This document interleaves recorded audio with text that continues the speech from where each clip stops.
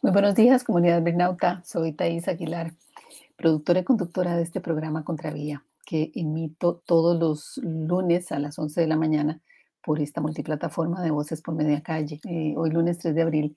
Me complace muchísimo pues comenzar esta semana santa, pues quiero compartir un tema que puede ser también inspirador para que vayan a conocer en estos días de Semana Santa.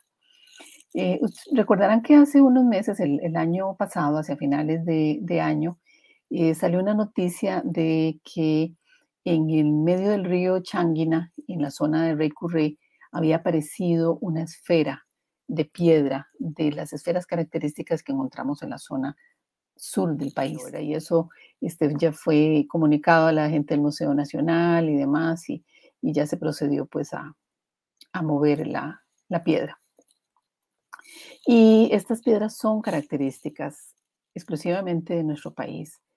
Tienen una historia muy interesante y para hablar de ella he invitado hoy a la máxima autoridad a nivel global en esferas de la zona sur del país. Y es precisamente la directora del Museo Nacional, Ifigenia Quintanilla Jiménez, la que conoce y mi invitada de hoy. Bueno, muy bienvenida, Ifigenia. Bueno, buenas tardes. Muchísimas gracias por la invitación. Sí, bueno, vos por habernos atendido. Y yo, como comentaba en la introducción de esta entrevista, ya habías estado por acá cuando te nombraron directora del Museo Nacional, pero yo esta vez quiero, o sea, te invité para que habláramos de las esferas del Diquís o las esferas de la zona sur, en fin, tiene muchos nombres, ¿verdad? Se le denomina de muchas maneras. Y que bueno, hace el año pasado apareció una en medio de un río y también un poco con la intención de hacer un aeropuerto internacional en esa zona, entonces como que el tema ha salido y creo que es importante que la gente conozca las esferas, o sea, cuánta importancia tiene, ¿verdad? Que son y demás. Y pero antes de que nos contés, porque sos una especialista en ese tema, lo que quisiera es primero que nos hables de vos, ¿verdad? De cuándo comenzaste, por qué estudiaste antropología, cuáles son tus especialidades, para que la gente te conozca, que no siempre hay una oportunidad como de hablar un poquito más de esa parte de una que Bueno, yo empecé a estudiar antropología desde mis 17 años. Yo entré a la wow, universidad muy joven, wow. iba a cumplir 16 y entré directamente a antropología por la inspiración de una antropóloga, que su mamá era mi profesora de filosofía y hablaba siempre de la antropología. Entonces yo me enamoré de la antropología a través de la profesora de filosofía, que era madre de una antropóloga, de la primera generación de antropólogas de Ah, Costa Rica, qué de Gisela. interesante. Y la mamá, doña Ofelia, hablaba con gran orgullo y contaba. Y a mí me pareció fascinante el mundo de la antropología y dentro de la antropología de la arqueología. Eh, en el primer año yo era muy jovencita, en el segundo año ya empecé a buscar la carrera y ya a los 18 ya estaba en el Museo Nacional trabajando como jornal asistente. Wow. Entonces he tenido una carrera, prácticamente empecé haciendo trabajo de campo con mis primeros cursos y muy vinculada al Museo Nacional. Entonces yo digo siempre que yo he sido arqueóloga, o sea, yo nací y soy y seré, ¿verdad? Sí. Y hasta cuando no estoy ni de trabajo de campo ni nada, siempre tengo mi mente solo casi para cosas que tienen que ver con la arqueología, con el patrimonio, con la historia y además muy vinculada a la arqueología de Costa Rica y del trópico, porque mucha gente empieza la arqueología a partir o de Indiana Jones, ¿verdad? Cierto. O empezaron con las grandes pirámides y yo sí también me inspiré mucho en mi nombre, Ifigenia, ¿verdad? Porque yo pequeña, en mi preadolescencia y adolescencia, buscando la historia de mi nombre, de Ifigenia, pues llegué a los griegos, a Claro. toda la mitología griega, ¿verdad? Y en todo un momento estuve también tentada por la filología y la literatura, pero me fui a la arqueología. Ajá. Y para mí la arqueología en la zona tropical y esto que no son las grandes civilizaciones, ¿verdad? Sino esta otra. Aparentemente no son grandes Sí, civilizaciones. claro, esta arqueología de otra escala, ¿verdad?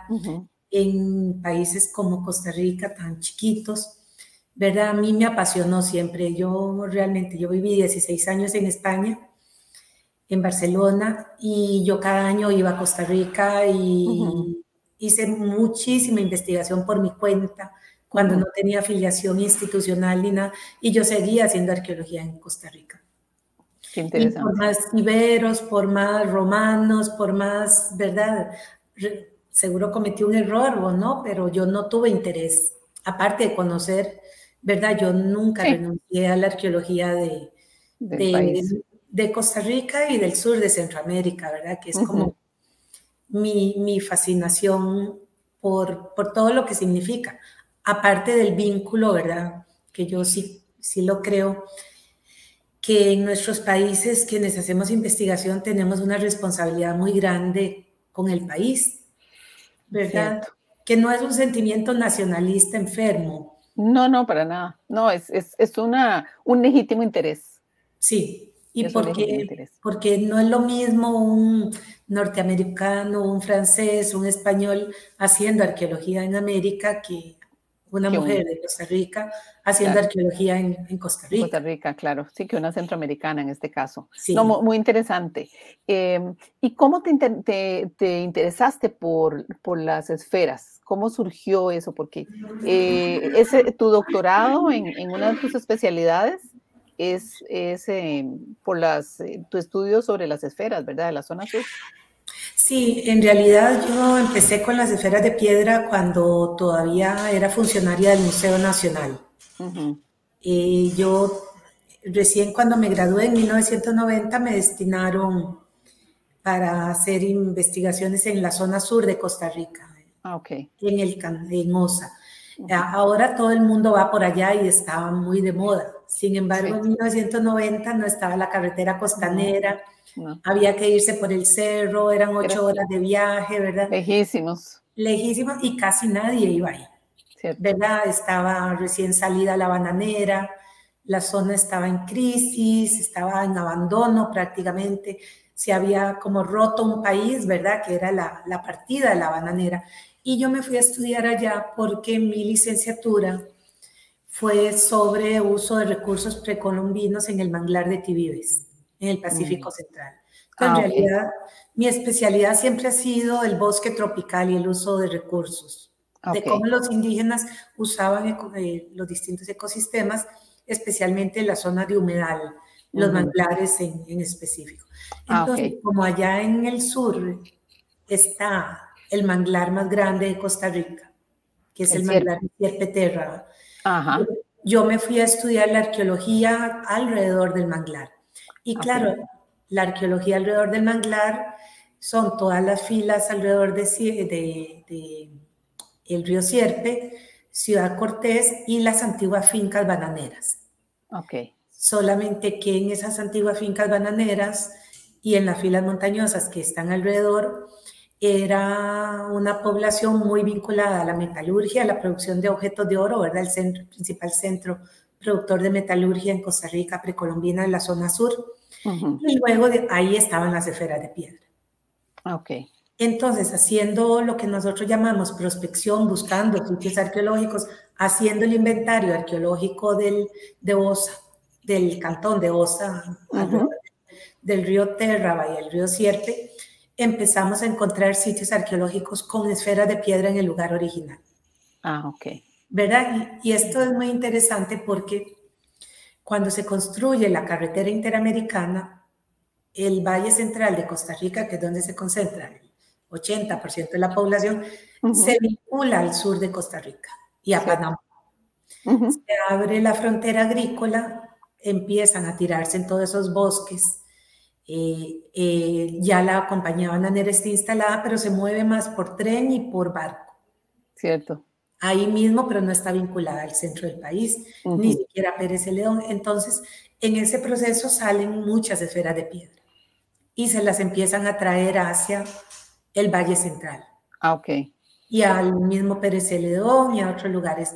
Entonces, en el 90, cuando el 91, cuando yo empiezo el proyecto, ya la arqueología no está enfocada en los objetos ni en las colecciones, es como una arqueología más de procesos Ajá. sociales, patrones de asentamiento, patrones de uso de recursos. Sin embargo, empezaron a aparecer las esferas. Ok. Hasta Y entonces no se había encontrado, o, digamos, profesionales en arqueología no habían encontrado esas esferas o esos sitios. No se habían inspeccionado. sí, en 1943 es la primera publicación científica que la hace Doris Stone, Ah, ¿verdad? ok. Que es hija de uno de los dueños de la United Fruit Company, de la compañía Ujú, bananera, y ella tiene acceso a la información de las fincas bananeras. ujú. Empiezan a encontrarse en las grandes esferas, Ah, a ok. hacerse pública, y Doris Stone publica el primer artículo.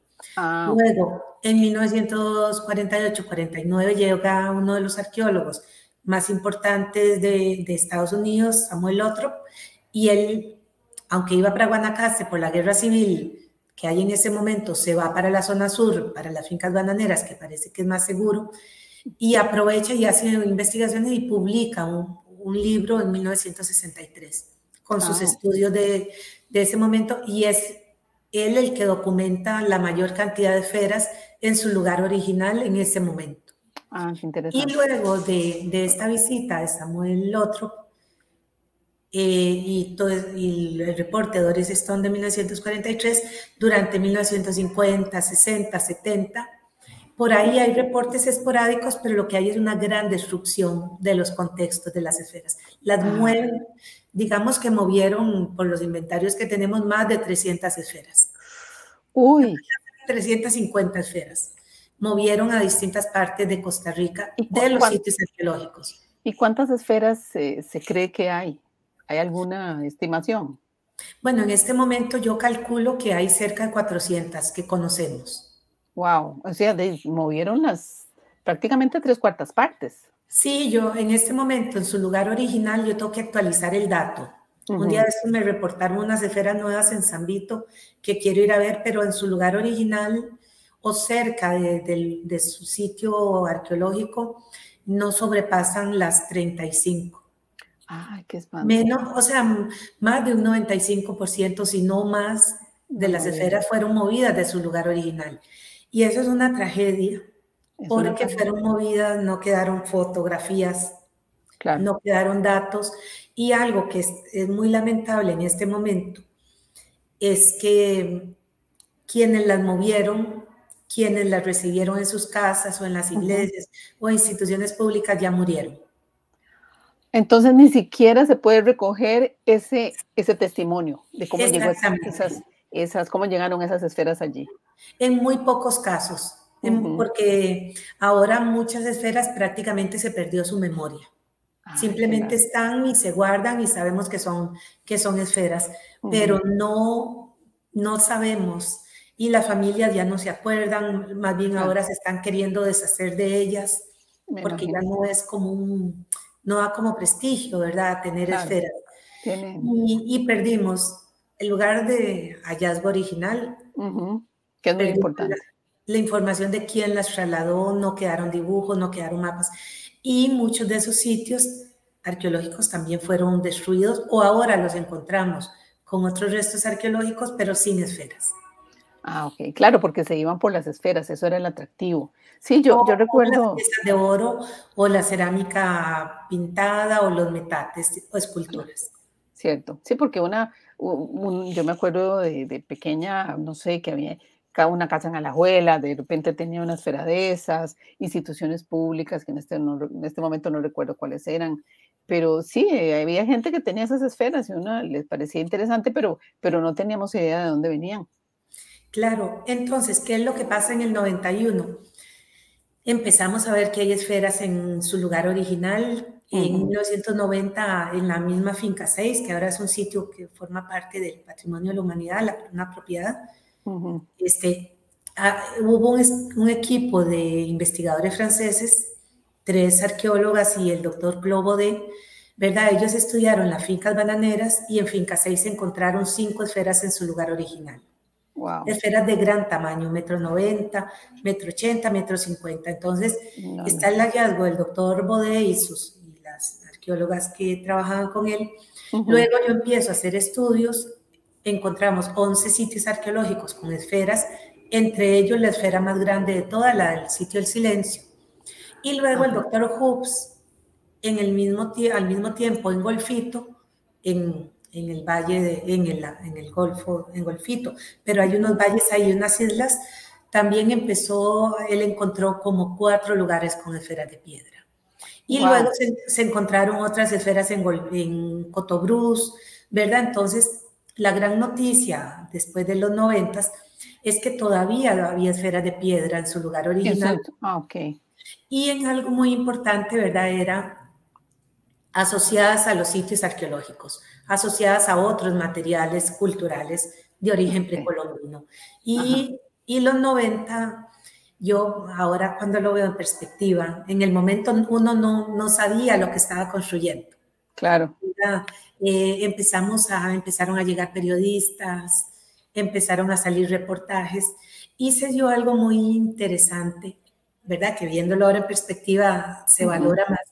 Es que algo curioso a nivel mundial, con el inicio de la era espacial, en los 60s, 70s y los vuelos 69. de naves, ¿verdad? A la luna. Entonces, ahí empieza todo el imaginario de los extraterrestres.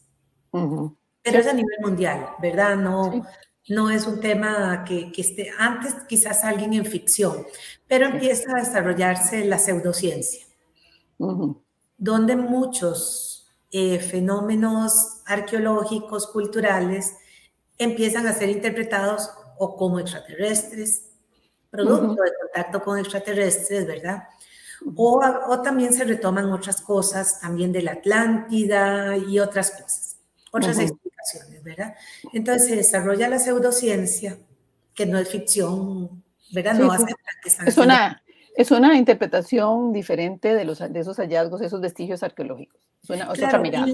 Y las esferas de piedra durante toda la década de los 80 empieza a ser materia de un grupo de gente de la Escuela de Arquitectura de la Universidad de Costa Rica, que era muy hippie, bueno, tenían mucha vida alucinante a partir de muchos alucinógenos, ¿verdad? Por decirlo de alguna manera. Eran como mentes que se consideraban muy abiertas. Y entonces empezó un taller y varias cosas. Entonces empezaron a relacionar las esferas de piedra con Atlántida o con otras interpretaciones. Y la revista Contrapunto y la Radio Nacional los acompañaban, especialmente a un señor que ya murió, Ibar Zap. Ajá, cierto. Yo lo conocí. Siempre contaba ese cuento. Las esferas en los 80 eran un territorio de Ibar. Sí, cierto. Y de hecho, Ibar en 1992, cuando fue en Sevilla la conmemoración de los 500 años del descubrimiento, él fue y andaba por todo lado como el gran experto de las esferas de piedra. Y todavía ahí sigue, todavía su pensamiento sigue, ¿verdad? Entonces, era todo un tema de la pseudociencia, pero que parecía ciencia, pero era pseudociencia. Entonces, en el 91, cuando empezamos ya a ver que hay muchos sitios arqueológicos todavía con esfera, que la arqueología del sur de Costa Rica, vinculada a la desembocadura del Río Grande de Terra y a otros valles costeros, tenía una gran riqueza, se conservaba muchísima información y empezamos a hablar ya de las esferas, de las esculturas en piedra, de los grandes sitios arqueológicos, otros sitios arqueológicos pequeños. Entonces recuperamos las esferas para la ciencia y para la historia y para el patrimonio. Claro. Ya hubo un acercamiento más sistemático, como tiene que ser desde la arqueología. Y las sacamos del coleccionismo también porque empezó la campaña también de la conservación en su lugar original. cierto, sí. ¿Verdad? No, ya no las vamos a sacar de aquí. Las Sí. esferas que están aquí en los sitios arqueológicos, aquí se conservan, porque Ujú. aquí es donde tienen sentido y significado. Entonces empezamos a hablar de algo muy importante, que también marca la arqueología de Costa Rica en ese momento, que es la conservación in situ. Ok, sí. Porque durante mucho tiempo los sitios arqueológicos fueron y siguen siendo en algunos casos como donde uno saca las cosas y se las lleva. Sí, como un Y las estorbo. Yo diría que se considera como un estorbo.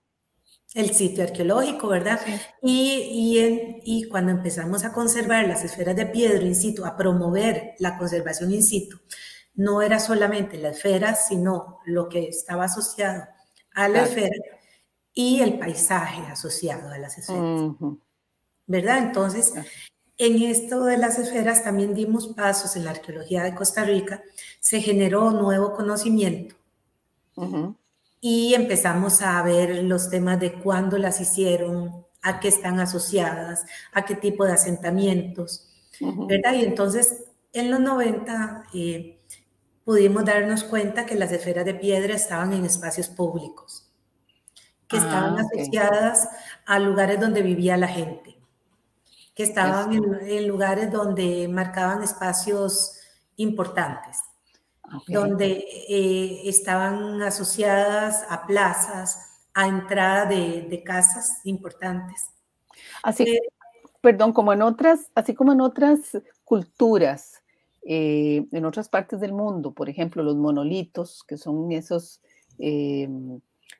esos menires. esculturas, sí, exactamente, que son como una especie de torres muy particulares, tienen un significado porque estaban en sitios parecidos. Es, digamos,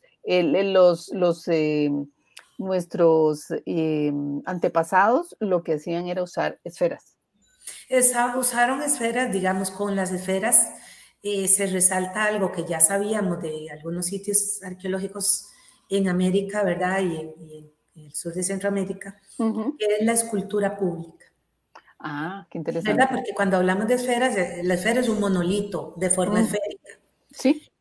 Y hay distintos tamaños, desde una esfera que yo puedo sostener en la mano, aunque pesa Ujú. mucho, pero también una esfera de 2 metros, 2 metros Wow. 10 de diámetro. Ujú. Y en el caso de la más grande, 2 metros 63 de diámetro, ahí Enorme. es muy importante esa esfera del silencio, que ahora forma parte de las propiedades de patrimonio mundial. Ujú. ¿Verdad? Es que esa esfera sale de todas las esferas. Wow. Esa es como podríamos decir la esfera emblema, Ujú. ¿verdad? Porque son 2 metros 63 de diámetro, 23 toneladas, Sí, y las gigantesco. otras esferas que le siguen miden 2 metros 10 de diámetro. O sea, hay Claro, o una sea, diferencia abismal. enorme.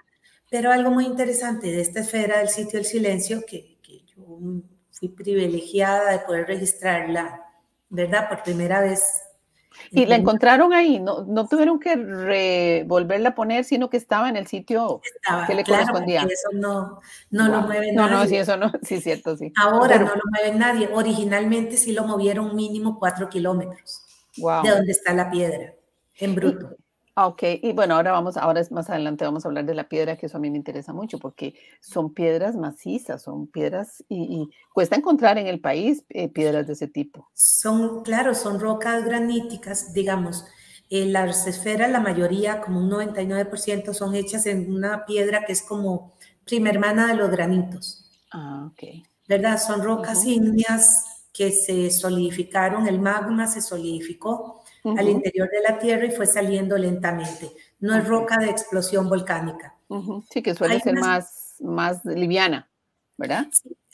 digamos, esta es roca muy densa, muy, muy Ujú, densa.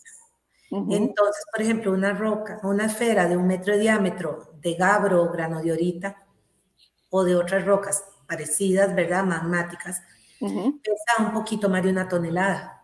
Wow.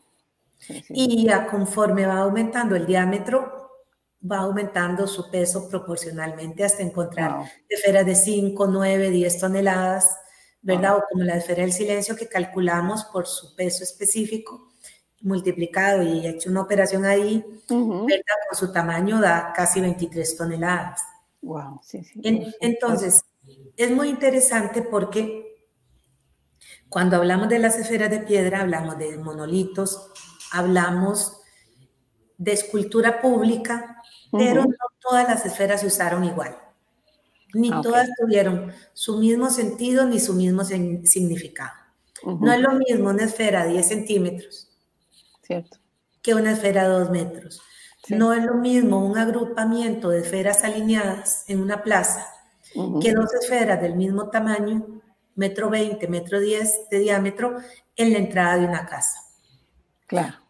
No es lo mismo una esfera pequeñita puesta en un lado dentro de una vivienda que las esferas que son visibles, que las pulieron y las acabaron finamente. Ah, ok. ¿Verdad? Y se puede encontrar en muchos de estos nuevos sitios arqueológicos eso que nos describes. Sí, eso ha sido el trabajo, ¿verdad? De documentar. Y algo muy importante es que cada esfera es diferente. O sea, pueden tener la misma forma. Ajá. Pero su tratamiento de superficie, el pulido, el acabado, el picado, el grado de cuidado que le dieron para su acabado, las hace únicas. A cada una diferente. Claro. Hay algunas que tienen figuras grabadas, que tienen dibujos, figuras en alto relieve que cuando se muestran parecen ser objetos mágicos, porque se revela lo que está ahí, y claro. Especialmente si es con lluvia o por luz que le refleja. Interesante. Suena mi teléfono, perdón, porque sí, estoy en la si quiere lo apaga. Sí. No le damos chance, no se preocupe, tranquila. Se me olvidó bajarle el... A veces pasa. No pasa nada. Por lo menos no, casi siempre las grabaciones quedan o un teléfono o la venta, o el que vende huevos, o la que anda o las que recogen chatarra. Exacto. Así que eso sí. esta es muy sutil, así que no hay problema. Bueno, es muy interesante, por ejemplo, la esfera del silencio. Uno puede decir que ese lugar es muy importante porque tiene la esfera más grande, ¿verdad?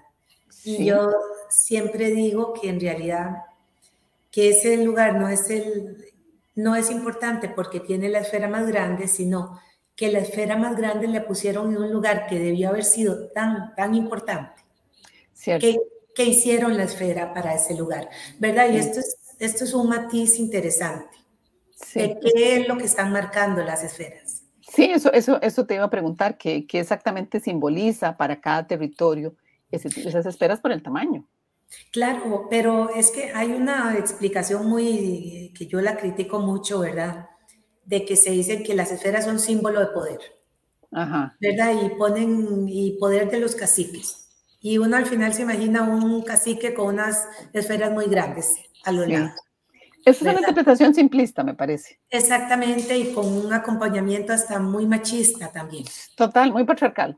Sí, ¿verdad? Hay un cacique muy poderoso que tiene sus esferas grandes. Y en realidad así no es. Sí hay un tema de poder en las esferas, pero que yo digo, ¿verdad? Que básicamente es el ejercicio de poder hacer como esfuerzo colectivo, ¿verdad? Es una colectividad, un grupo de gente vinculada a pueblos, ¿verdad? Que emprenden tareas titánicas, que planifican la elaboración de una esfera, que tienen que ir a buscarla o en la montaña o en unos afloramientos en quebradas, ¿verdad? En pequeños riachuelos donde hay unos grandes bloques. Y dentro de esos cientos de bloques de piedra, escoger el que va a tener el tamaño, el que va a contener la forma que quieren conseguir, ¿verdad? Y entonces yo cuando hago, bueno, ahora ya como directora ya no puedo hacer eso, ¿verdad? Pero cuando trabajaba haciendo recorridos educativos para ir a ver las esferas, yo siempre empezaba yendo donde están los bloques en bruto. Así es, que debe ser fascinante. Y decía, bueno, busquemos un bloque que contenga una esfera de 2 metros de diámetro. Y era bien difícil, me imagino, porque no es un bloque para nada pequeño, ¿ah? No, pero además tiene que estar sano. claro. Tiene que No tiene estar que tener fisuras. fisuras, sí, claro. Y luego hay que sacarlo de ahí para tallarlo. ¿Y se tiene una idea de cómo hacían para sacarlo? Puro Sí. esfuerzo humano, pura, digamos, ¿por qué la UNESCO? ¿Por qué nosotros como país, y eso es un gran logro para el país, para la arqueología, para los pueblos indígenas, por qué se logró la declaratoria de 4 sitios arqueológicos con esferas de piedra como patrimonio de la humanidad? ¿Cómo se logró eso, verdad? Es Sí, que no es jugando.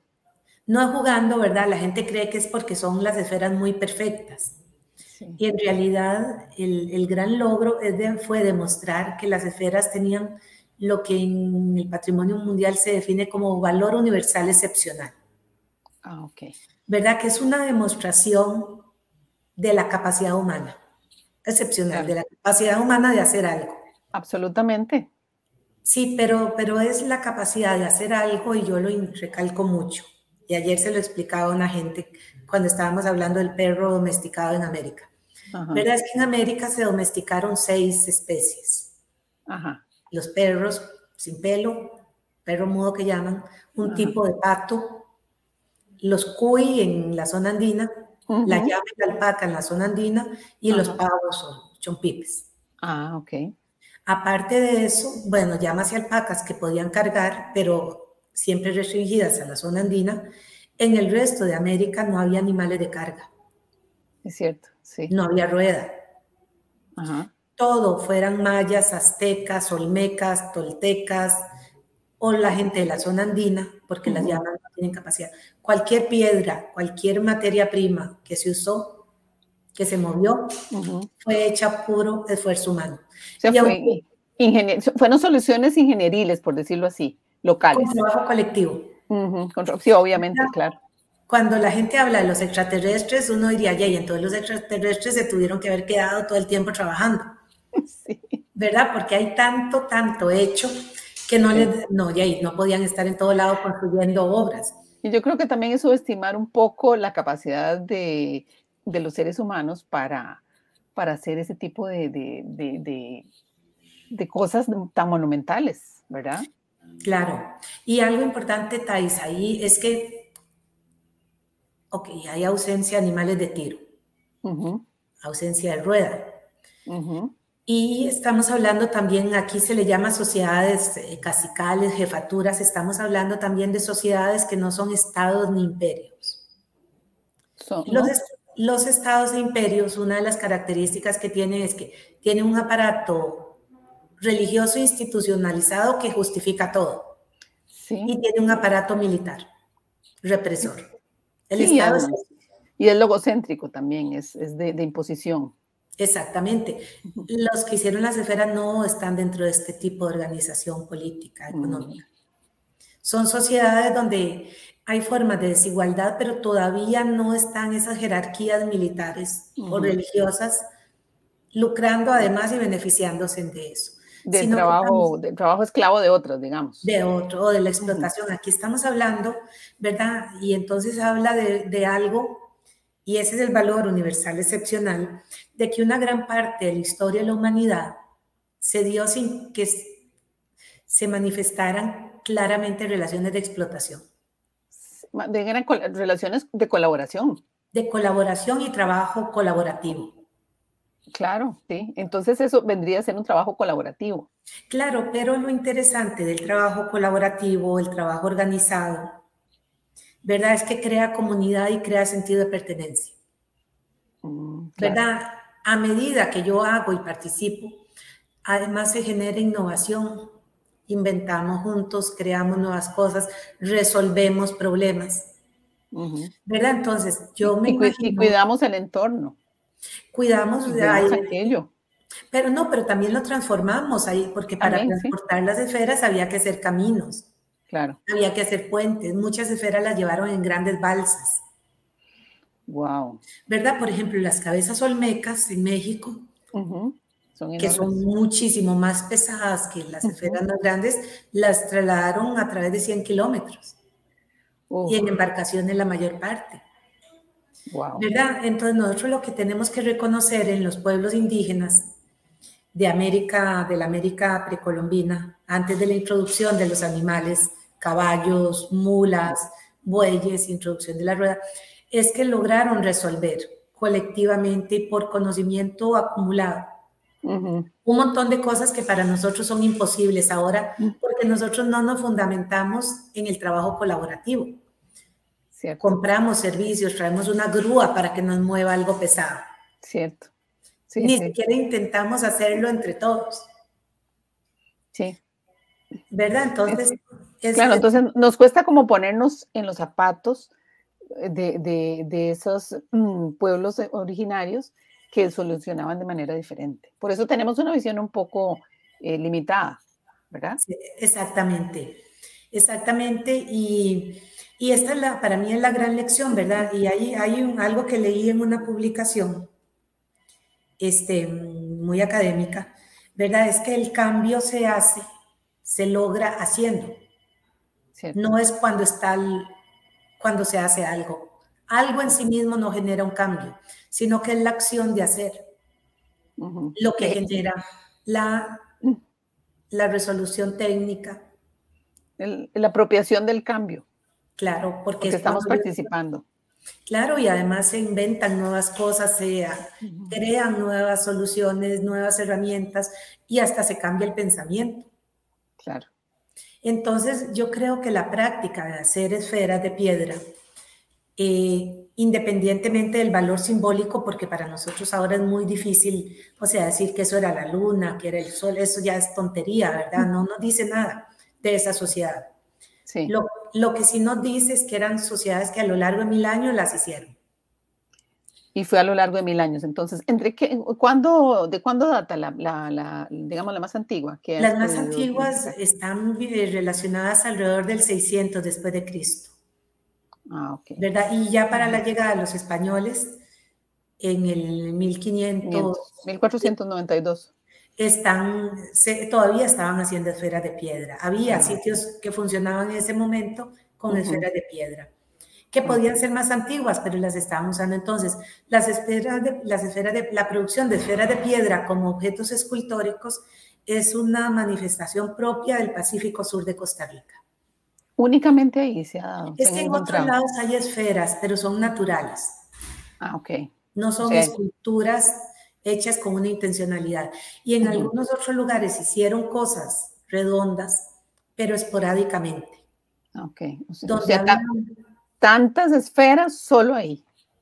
En los 5 cantones del sur de Costa Rica hay en Osa, que es donde está la mayor cantidad, Buenos Aires, Pérez Celedón, Golfito y Corredores, y San Vito, los 6 cantones. Wow. Sí, sí, o sea, desde la montaña hasta la costa. Y incluyendo Isla del Caño. Pero es muy curioso de cómo es el mundo social histórico, que las esferas de piedra, hablamos de una unidad cultural del sur de Costa Rica con el oeste de Panamá, pero las esferas de piedra, curiosamente, casi no cruzaron la frontera del lado panameño. Solo en esa área se quedaron. De lo que ahora llamaríamos el lado costarricense. Claro. ¿Y cómo? Entonces, en la Isla del Caño también hay esferas. Sí, en este momento tenemos 3 como de 70 centímetros, la más grande, y sabemos que la llevaron de tierra firme. Pero, por ejemplo, también hay esferas en Drake, en el Progreso, cerca del aeropuerto, ahí hay 5 esferas muy grandes que yo estoy segura que esa piedra la trajeron desde las montañas cerca de Palmar, porque por ese lado de la península de Osa no hay ese tipo de piedra. Okay. Y necesariamente las tuvieron que haber pasado por la boca del río Sierpe, que es una de las bocas que depende más movidas. Sí. de cómo esté el tiempo, esas olas, esa boca puede ser muy peligrosa. Sí, sí, sí. Yo he pasado en lancha por ahí y no es jugando. Sí. No es jugando, no es fácil. O sea, quiere decir y nos demuestra que estas eran culturas que tenían capacidad de navegación. Sí. ¿Verdad? Que también eso es otro que siendo un país tan pequeño, prácticamente con los 2 mares, nunca pensamos en las capacidades de nuestros pueblos originarios como navegantes.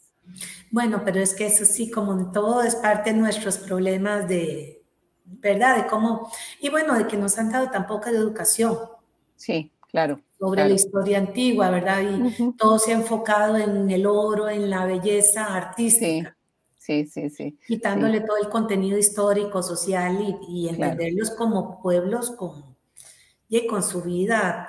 Digamos, hay un tema que no viene al caso en este momento, pero que para mí es uno de los temas más fascinantes de la arqueología de Costa Rica, Ujú, especialmente lo que ahora es Guanacaste y parte del área central, es como hace 2500 años estaban vinculándose con grupos de México, Guatemala, ujú. y trayendo jade acá. Wow, o O sea, hace 1800 años, wow, pero no es dominio cultural, no es influencia. ok. Es O que sea, se están relacionando, están conociendo el jade, por ejemplo, que está larguísimo allá en Guatemala, ¿verdad? sí, sí, porque ahí es donde hay minas de jade. Y se enamoran los de aquí del jade. Ok. Y pueblos Entonces el jade que ha aparecido en el país es traído de esa zona. de la fuente, el jade es de la fuente Motagua. Hay otras Ok. piedras verdes que sí se encuentran acá, Ah, que son ok. como jades que parecen jade, pero geológicamente no lo son. Ah, ok. Pero, por ejemplo, aquí se han encontrado jades de manufactura olmeca que fueron retrabajados por los mayas y terminaron en Costa Rica en una pequeña aldea enterrados.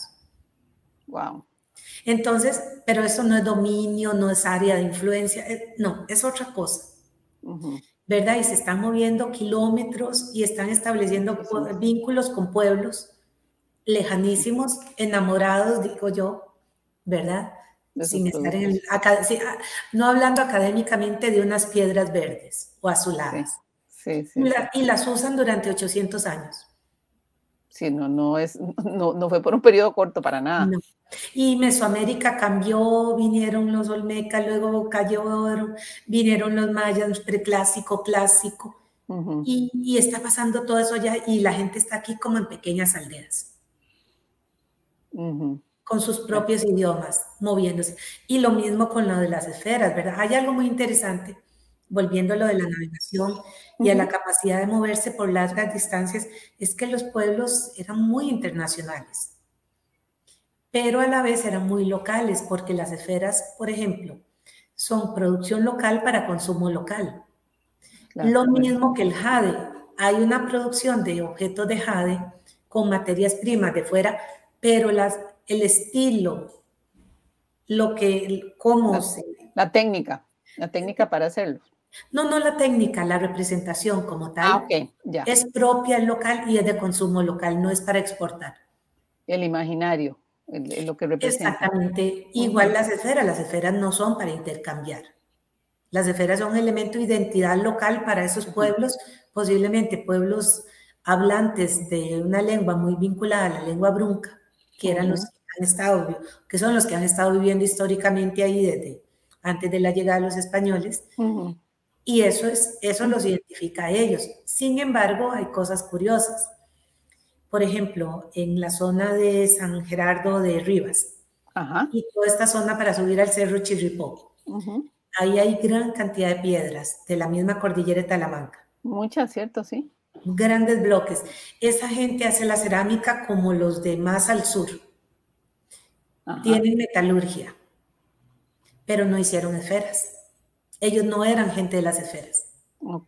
¿Y eso qué quiere decir? Que probablemente era de otra, como de otro tipo de cultura, digamos, porque No, los son bruncas primos son los hermanos. mismos, ok, Son pero no se como, especializaron en eso. no, es que Ujú. a veces las familias quieren diferenciarse entre ellas. Sí, claro. Y en un momento se diferencian tanto que estaban hablando un idioma y Mismo idioma. tanto viven muy cerca, pero tanto se quieren diferenciar que luego terminan creando una nueva variante del idioma y hasta un idioma nuevo, Wow. ¿verdad? Pues así es como han cambiado las lenguas y nosotros vemos cuál es el tronco y cómo fueron cambiándose. Y uno dice, pero están uno al lado del río, Sí, ¿verdad? sí, es muy cerca, sí. Sí, no, no, no, no, esto no es Brasil, no es México, que es gigantesco. No, O no, sea, pero es que no se pueden estar casando entre ellos siempre. claro, claro. Tienen que, los pueblos, ¿verdad? Tienen que mezclarse. No podemos ser familia.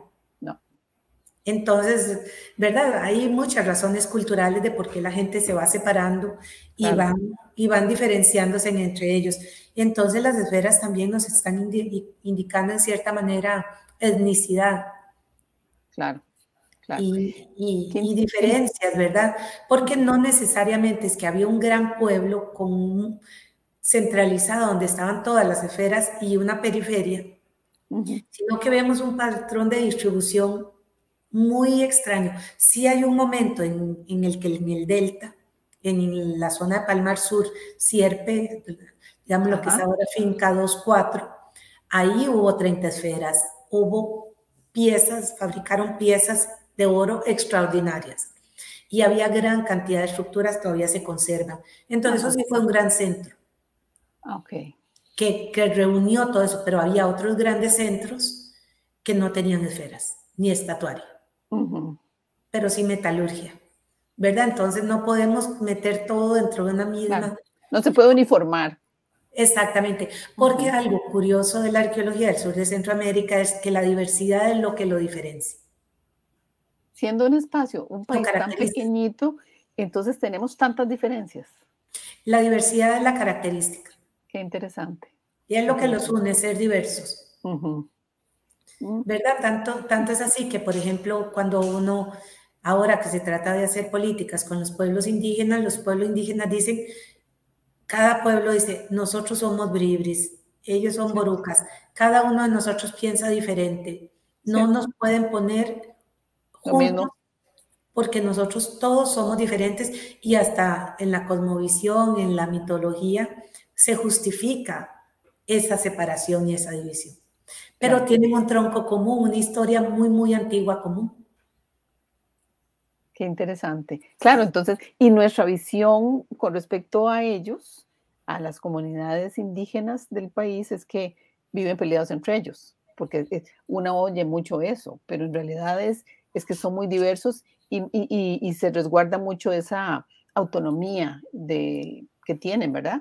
Por lo que Claro. nos contás. Y porque eso históricamente Ha sido así. Ujú. está Claro. documentado y es la riqueza, esa diversidad. ¿Qué es lo Ujú. que pasa, por ejemplo, luego, por ejemplo, en los imperios como Inca? Y ellos someten pueblos, los Sí. uniformizan, los obligan a hablar quechua, Ujú. les imponen tributos, posiblemente hasta una misma religión. Luego vinieron los conquistadores, ¿verdad? Porque eso es lo que hacen los imperios o Claro. los grandes estados, Ujú. independientemente de cualquier lugar en el mundo, imponen una misma manera, Sí. de una misma cosmovisión, pero la gran característica de la humanidad ha sido la diversidad. Claro, la diversidad y poblados pequeños, cercanos, que tienen su propia identidad. Pero que interactúan entre ellos, Sí, se claro. comparten conocimientos, Ujú. comparten saberes, se Sí, intercambian probablemente mujeres, también claro, esposos, claro. porque sí se transmitía el conocimiento. Sí, sí, sí, eso por lo que explicás en todo este proceso y en esta lectura de lo que han ido descubriendo sobre las esferas, eso es lo que retrata, ¿verdad? Por eso es tan importante este, hacer el estudio de todo el sitio para poder entender la dinámica de estos objetos. Claro, claro, y yo creo que la contribución que tiene que hacer la arqueología, ¿verdad? No solo a Costa Rica, sino también a toda la historia de la humanidad, ¿verdad? Es entender que la diversidad es riqueza Cierto, y que en la cierto, diversidad hay cambio siempre.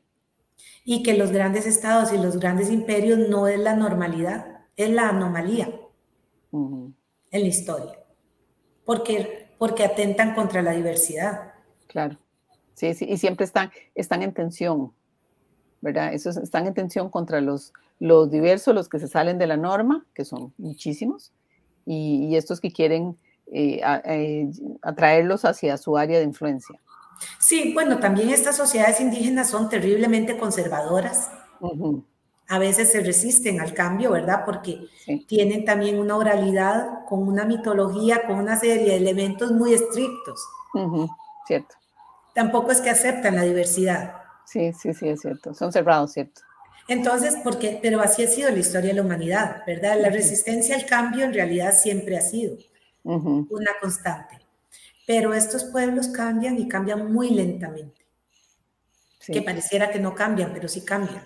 Sí, sí, claro, ya a lo largo del tiempo, pues y qué es lo que vos has hecho, ir interpretando y viendo esos cambios, ¿verdad? Porque además fueron casi 1000 años, por lo que nos contás.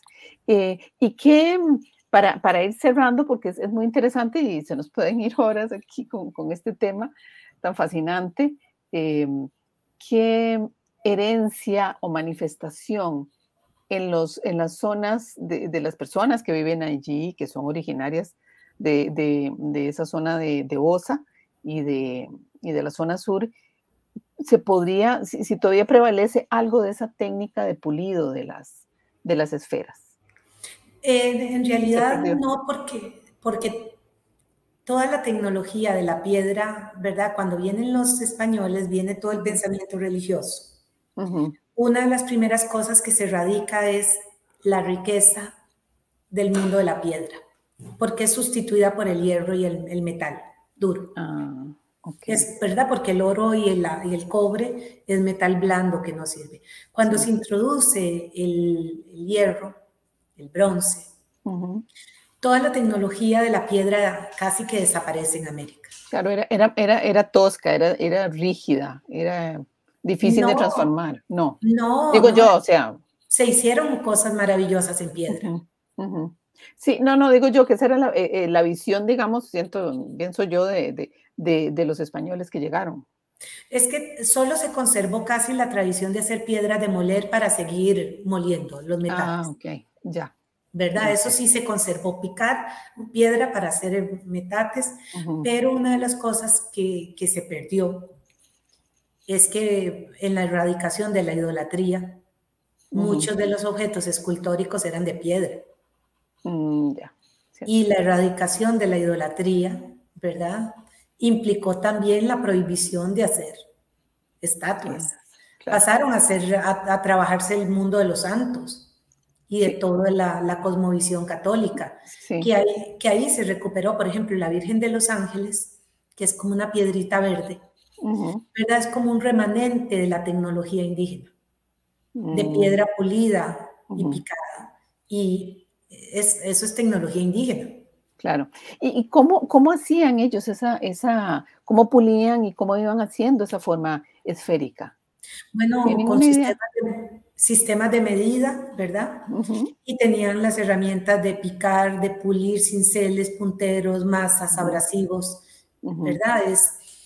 Yo parte de lo que he estudiado y que considero y me siento orgullosa de eso como una contribución fue de haber estudiado las huellas de las herramientas que quedaron en las esferas, Ajá, ¿verdad? De cuando se usó puntero, cuando se usaron masas, cuando todas esas primeras huellas se borraron a través del pulido para darles brillo a las esferas. claro. ¿Y eso cómo lo hacían todo? O sea, esas otras herramientas eran también de piedra, porque tienen que De, haber sido muy de fuertes. piedra eventualmente pudieron haber sido de maderas muy, muy duras, por ejemplo, hay maderas como la chonta, Ujú. ¿verdad? O algunos huesos que pueden ser muy, muy duros, Ah, ok. muy, Sí, muy duros, ¿verdad? Entonces, lo bueno e interesante es que toda América es la tecnología de la piedra. ok. América es piedra, Ujú. ¿verdad? Son milenios de tradición. Sí, ok. Bueno, eso no había deparado en ello. Que Sí. el trabajo de la piedra a ese nivel. Sí, cuando una ve, por ejemplo, aquellos grandes monolitos en aquellas ciudades incas, por ejemplo, que son gigantescos, están cortados a la perfección y encajan perfectamente, ¿verdad? No Bueno, tenemos eso, pero tenemos las esferas. sí, y es otra tradición, es otro Es sistema, otro, claro. pero sí es un pensamiento, es una tecnología compartida. Y Ok. mantenida, algo muy interesante, ¿verdad? Yo creo que la otra gran riqueza de América, Ujú, que la negamos, es la oralidad. El conocimiento transmitido a través de la oralidad, ujú. de generación en generación, Wow. traspasándolo, traspasándolo. y actuando, haciendo, generando acción sobre ese mismo conocimiento y llevándolo, ¿verdad? Y eso es lo que es impresionante también.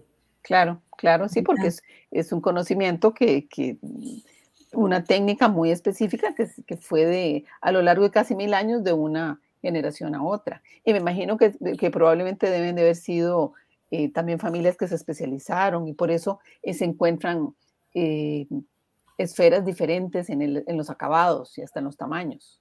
Sí, sí, sí, allá yo creo que nosotros podemos ver un poco, no el mundo de las esferas, sino el mundo de lo precolombino. Yo admiro mucho a los borucas, Ujú. de Curré, de Boruca, Sí, porque a ellos les encanta que la gente vaya allá. sí, Siempre están abiertos y siempre están produciendo montones de cosas. Ahora con las máscaras, ¿verdad? Con ese gran despliegue. bellísima, sí. Y ese mundo tan abierto de la celebración, el gozo por hacer cosas, para mí eso es la herencia. Yo me Ujú. imagino cuando hacían los grandes traslados de esfera, las comilonas, Ay, sí. las cantidades de chicha, de comida, posiblemente durante un año trabajando o más para tener comida, para alimentar a todos los que iban a participar en ese traslado, Ujú. Claro, en sí, hacer porque los se puentes ne- y perdona, perdona. Ujú. sí, lo que eso significaba socialmente, que viniera gente de todo lado vinculada a esa práctica, Claro. a movilizar eso, ¿verdad? Lo que ahora el remanente de eso es lo que llaman juntas de trabajo, Ujú. Cierto. de juntas de trabajo colectivo, que no solamente era ir a trasladar la esfera, es la preparación de las comidas, de las herramientas, de las cuerdas, de los maderos para ponerlo, ¿verdad? Era una logística. Sí, era toda una logística, claro, que tenía que acabar además con una gran celebración. Como una gran Sí. técnica. Y eso Y se guarda en la memoria. claro, que digamos lo más parecido serían las fiestas que se hacen de los diablitos en Boruca y en esa zona, Recurré, por esas. O la jala de piedra en Talamanca, que se ha revivido, ¿verdad? Ah, esa no la Sí, conozco. la jala de piedra, la jala de tronco de la construcción colectiva de los usures, del usure, Ujú, ¿verdad?